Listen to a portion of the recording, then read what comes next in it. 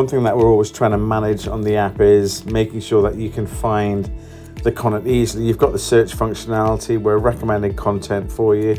We're going to feature content for you. You've obviously got the sliders that are organizing the content by subject matter, or whether you've watched it or you haven't watched it. But the big thing I'm going to show you is how you can get an idea, big picture, of what is on the platform. And we have something called the full digital asset lineup.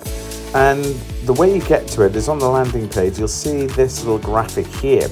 If we just click on that little link there, what we get to is by subscription level, the asset lineups or the asset playlists that we have for each subscription lineup. So premium access is actually well over 500 digital assets now.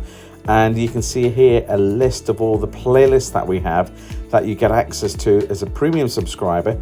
And then as a premium plus, you'll see the list goes on and it goes on and it goes on, but it gives you an idea, big picture of what you can focus on. And then you can use that as part of your search functionality as well. It might just throw out something that you didn't realize was on the platform, and you've got this kind of big picture, high level view of what is going on.